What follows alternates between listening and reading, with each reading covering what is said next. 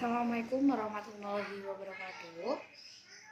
Jumpa lagi dengan saya Siti Khalifah, program studi pendidikan fisika dari Universitas Bagharia Isma. Nah, saya di sini beberapa menit ke depan akan menemani kalian untuk mempelajari materi besaran dan satuan, di mana materi ini merupakan materi yang cukup mudah bagi saya untuk kalian pahami, untuk kalian pelajari, karena saya yakin kalian sudah mendapatkan materi ini sejak bangku SMP. Jadi di sini saya hanya mengulas materi besaran dan satuan ini agar ingatan kalian lebih terasah kembali, agar kalian lebih detail dan lebih jelas. Seperti itu.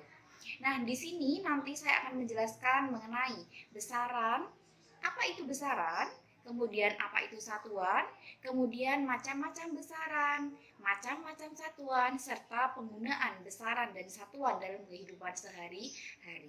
Seperti itu. Nah, kita langsung masuk saja ke materi besaran dan satuan. Nah, di sini besaran dan satuan perlu kalian perhatikan, setiap pengukuran fisika selalu dinyatakan dalam besaran dan satuan. Selanjutnya, saya di sini menyediakan beberapa gambar yaitu mengenai aplikasi besaran dan satuan dalam kehidupan sehari-hari. Di sini ada 4 gambar. Ini gambar yang pertama, gambar yang kedua, gambar yang ketiga, dan gambar yang keempat. Untuk gambar yang pertama, ini merupakan orang mengukur berat badannya menggunakan timbangan. Untuk gambar yang kedua, ini merupakan speedometer motor untuk mengukur kelajuan. Gambar yang ketiga ini merupakan pengukuran tinggi badan, dan untuk gambar yang keempat ini pengukuran panjang. Nah, di sini saya akan menjelaskan satu persatu dari gambar tersebut. Gambar yang pertama, ini merupakan gambar orang mengukur berat badan, di mana berat badan ini termasuk massa. Nah, di mana massa ini merupakan besaran pokok, sehingga ini bisa dikategorikan dalam besaran. Besaran apa masuknya? Ini merupakan besaran pokok, seperti itu. Kemudian, untuk gambar yang kedua, ini merupakan kelajuan. Ini mengukur kelajuan, speedometer untuk mengukur kelajuan. Ini termasuk besaran apa? Ini termasuk besaran turunan. Kemudian untuk yang ketiga, ini gambar orang mengukur tinggi badan, di mana tinggi badan itu termasuk dalam mengukur panjang juga. Nah, jadi ini bisa dikategorikan dalam besaran pokok. Untuk yang keempat, ini sudah sangat jelas, ini merupakan pengukuran panjang. Nah, panjang itu merupakan bagian dari besaran pokok, sehingga ini merupakan termasuk besaran pokok. Nah, di sini mungkin kalian yang masih belum begitu paham, kalian bingung, kok bisa dikatakan besaran pokok sih, Bu? Kok bisa dikatakan ini besaran turunan? Terus bagaimana penggunaan besaran dan satuannya di sini secara lebih lengkapnya, seperti itu. Nah, nanti akan saya bahas dalam penjelasan selanjutnya, seperti itu ya.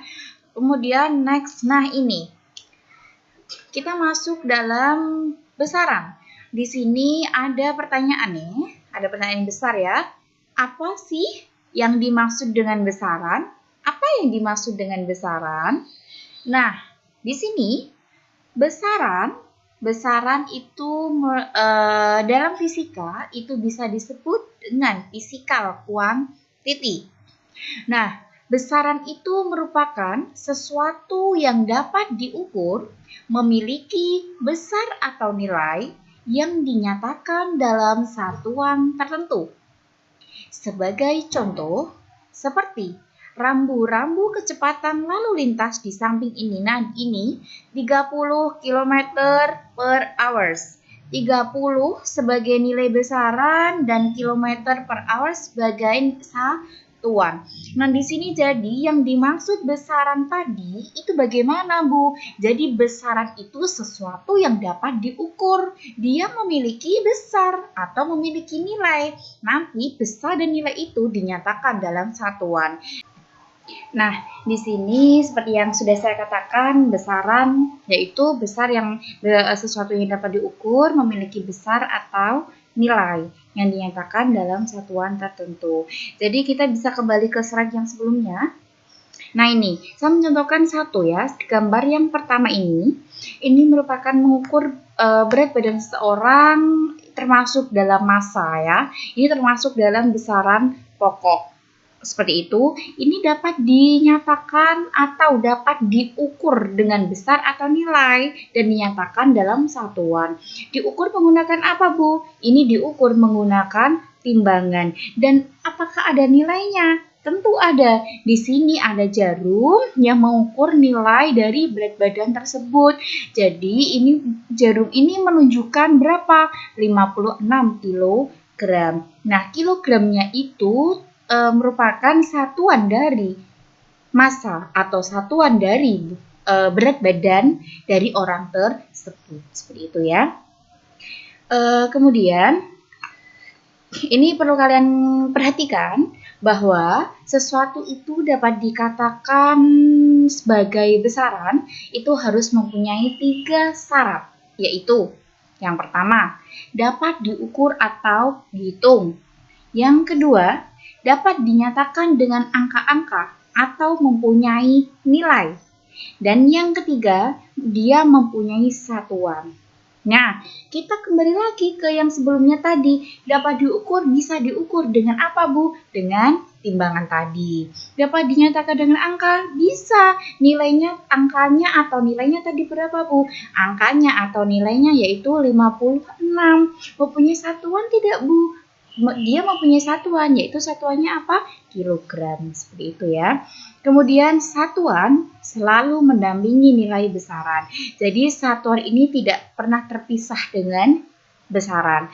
Ketika ada besaran, di situ ada satuan. Ketika ada satuan, di situ juga ada besaran. Jadi satuan, besaran, dan satuan itu saling melengkapi. Seperti itu ya. Kemudian kita masuk dalam macam-macam besaran. Besaran berdasarkan satuannya dibedakan menjadi 2. Ada yang besaran pokok, yang kedua besaran turunan. Besaran pokok biasanya disebut juga base quantities. Nah, besaran pokok itu merupakan suatu besaran yang tidak tergantung pada besaran-besaran yang lain.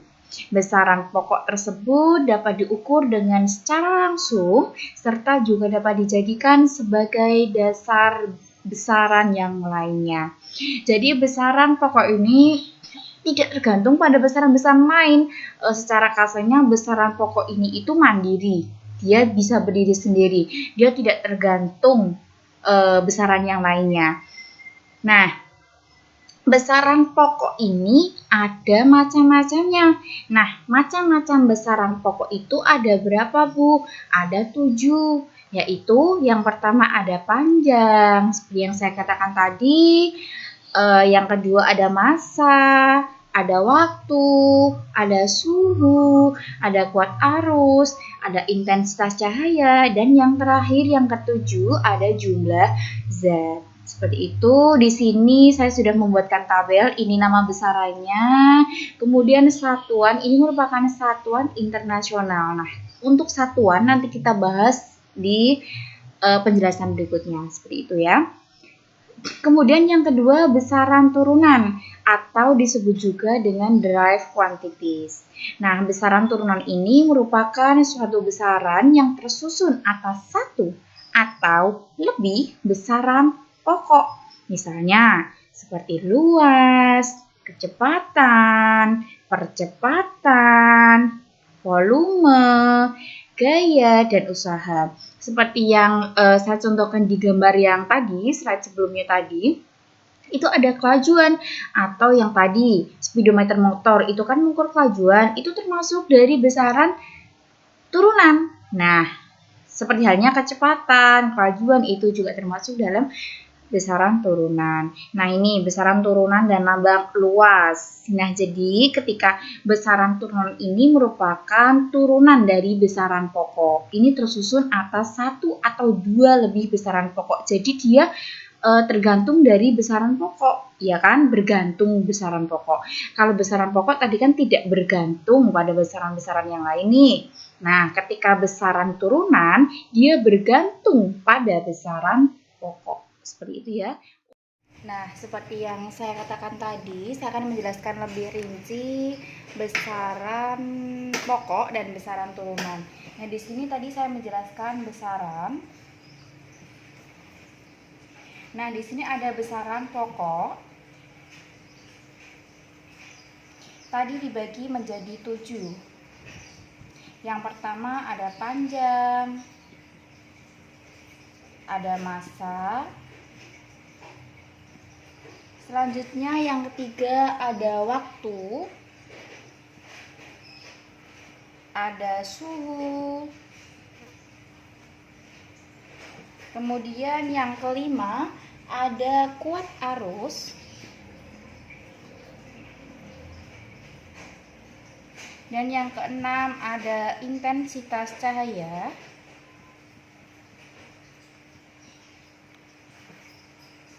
Yang ketujuh ada jumlah zat. Nah, seperti yang saya katakan tadi bahwa besaran pokok itu merupakan besaran yang tidak bergantung pada besaran yang lain. Jadi bisa dikatakan besaran pokok ini merupakan besaran yang mandiri. Dia bisa berdiri sendiri. Jadi macam-macamnya besaran pokok ini ada 7. Ada panjang, ada massa, ada waktu, suhu, kuat arus, intensitas cahaya, dan jumlah zat. Kemudian yang kedua, tadi ada besaran turunan. Besaran turunan. Ketika besaran turunan itu merupakan turunan dari besaran pokok. Jadi besaran turunan ini nanti di dalam besaran turunan ada 1 atau 2 atau lebih dari bagian dari besaran pokok. Contohnya seperti luas. Bagaimana Bu biar kita bisa mengetahui luas ini termasuk besaran turunan? Nah, luas ini bisa termasuk besaran turunan ketika kalian harus mengetahui rumusnya terlebih dahulu. Rumus luas itu merupakan panjang kali lebar, di mana panjang ini merupakan besaran pokok. Jadi panjang ini memiliki satuan meter dan lebar ini merupakan besaran pokok, termasuk panjang juga, jadi memiliki satuan meter. Ketika meter dikalikan meter, jadinya meter persegi. Seperti itu. Baik, kita lanjutkan ke yang nomor 3, yaitu macam-macam besaran tadi. Ini ada besaran skala, dan yang keempat ini ada besaran vektor. Nah, di sini untuk besaran skalar itu merupakan besaran yang cukup dinyatakan oleh besarnya saja. Nah, besaran dinyatakan oleh bilangan dan satuan. Nah, jadi besaran skalar ini hanya mempunyai nilai saja, tidak mempunyai arah. Contohnya apa, Bu? Contohnya waktu, suhu, volume, laju, energi. Nah, ini besaran skala besaran yang tidak mempunyai arah. Dia hanya memiliki nilai saja, namun tidak memiliki arah. Waktu. Ketika Ibu bertanya, sekarang jam berapa? Sekarang pukul berapa? Sekarang pukul 11. Dia mempunyai nilai, tapi dia mempunyai arah tidak? Tidak. Dia hanya mempunyai nilai. Nilainya berapa? 11 tadi. Seperti itu. Misalkan lagi suhu. Suhu badannya berapa? Suhu badannya 37 derajat Celcius. Nah, dia memiliki nilai. Nilainya berapa? 37 derajat Celcius, tapi dia tidak memiliki arah. Seperti itu ya. Nih, contoh lain dari besaran skalar yaitu jarak.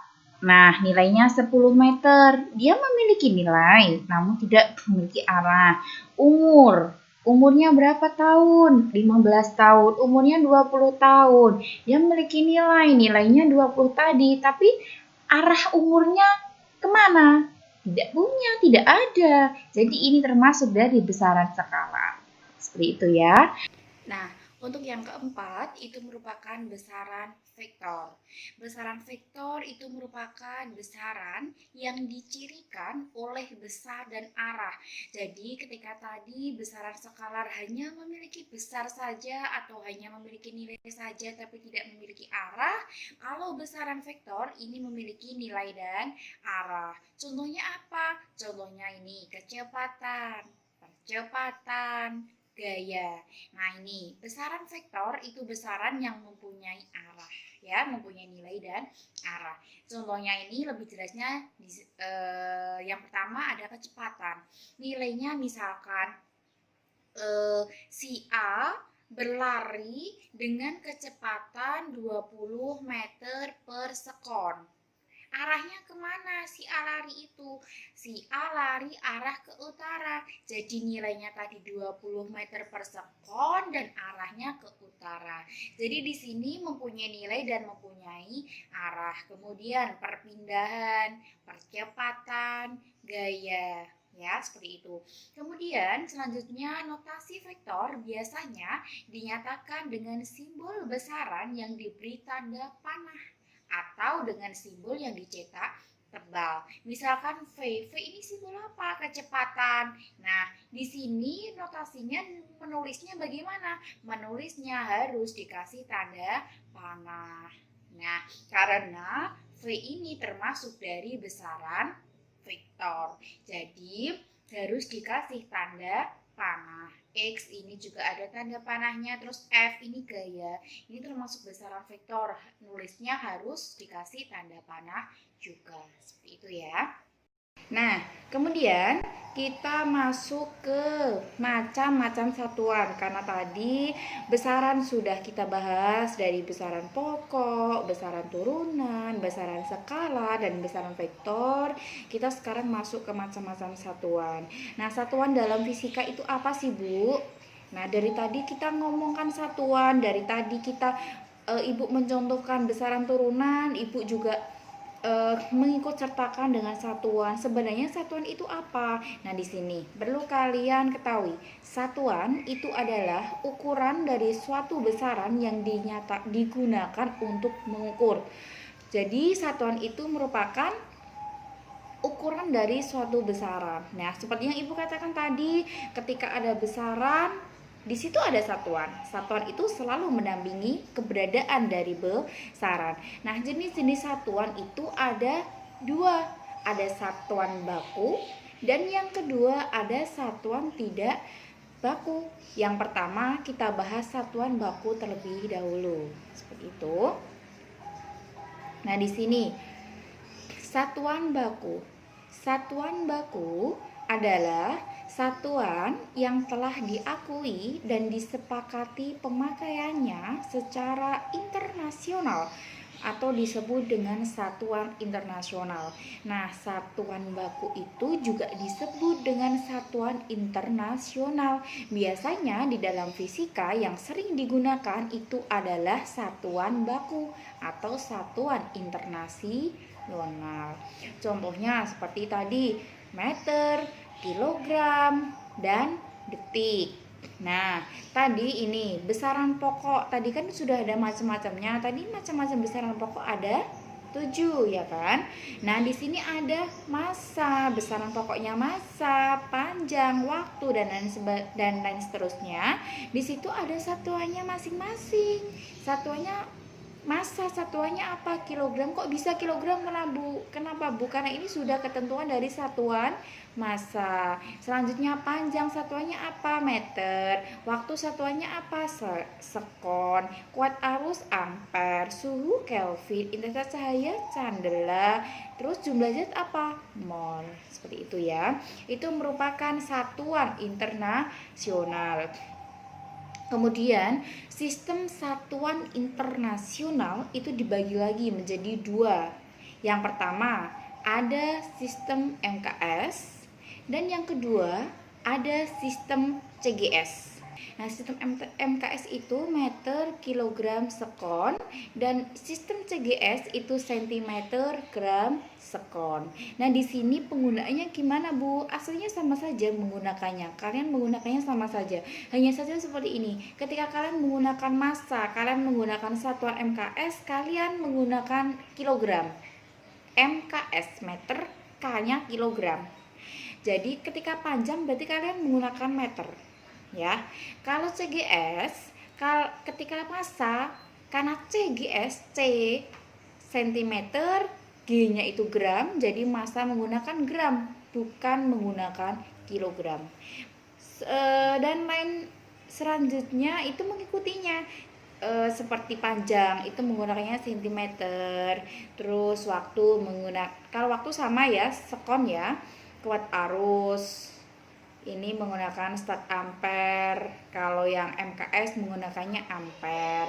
Terus suhu MKS Kelvin, satuan CGS-nya juga Kelvin. Terus ini candela, ini juga candela, ini kilomol. Yang MKS jumlah zat itu menggunakan kilomol, yang CGS dia menggunakan mol. Seperti itu ya. Kemudian untuk yang kedua itu ada satuan tidak baku. Nah, di sini untuk satuan tidak baku itu adalah satuan yang tidak diakui secara internasional. Jadi kalau baku tadi sudah diakui keberadaannya atau sudah diakui secara internasional, sedangkan yang satuan tidak baku tidak diakui secara internasional, gitu ya. Contohnya apa? Depa, hasta, kaki, lengan, bata, dan langkah. Jadi ini itu kayak ketika satuan tidak baku, kalian menggunakan satuan ini seperti orang zaman dahulu. Ketika orang zaman dahulu mengukur rumah A ke rumah B, dia menggunakan berapa langkah ya? Ketika saya mau ke rumah si A ke si B itu berapa langkah jaraknya, seperti itu. Itu orang pada zaman dahulu mengukurnya seperti itu. Terus ketika mengukur baju nih, orang terlebih dahulu mengukurnya itu dengan dengan jari. Ini ketika di saya ini namanya dikilaki, seperti itu. Jadi itu dia mengukur dengan berapa sih lebarnya baju itu. Jadi tidak menggunakan yang namanya meteran, tidak, tapi dia menggunakan secara tradisional itu tadi menggunakan tangan ukurannya, seperti itu ya. Jadi sampai sini saya kira cukup jelas dari penjelasan dari saya. Saya tegaskan kembali, di sini macam-macam satuan ada dua, ada satuan baku dan satuan tidak baku. Nah kan, kalau satuan baku itu satuan yang sudah diakui secara internasional. Ketika satuan tidak baku, satuan yang tidak diakui secara internasional. Selanjutnya macam-macam besaran tadi berdasarkan satuannya, ada besaran pokok dan besaran turunan. Kemudian ada besaran skala dan besaran vektor. Besaran skalar itu besaran yang tidak mempunyai arah, dia hanya mempunyai nilai. Ketika besaran vektor dia mempunyai nilai dan arah. Kemudian besaran pokok dan turunan, bedanya gimana Bu? Besaran pokok, besaran yang tidak bergantung pada besaran yang lain, dia bisa berdiri sendiri, dia mandiri pokoknya. Kalau besaran pokok macam-macamnya ada 7 yang tadi sudah Ibu jelaskan. Kemudian untuk yang besaran turunan itu merupakan turunan dari besaran pokok, seperti itu ya. Sampai sini cukup sekian penjelasan dari saya. Mungkin ketika kalian masih kurang paham dengan penjelasan saya, silakan meninggalkan pertanyaan di kolom komentar. Semaksimal mungkin nanti saya akan menjawab dari pertanyaan-pertanyaan kalian. Seperti itu ya. Cukup sekian. Terima kasih. Wassalamualaikum warahmatullahi wabarakatuh.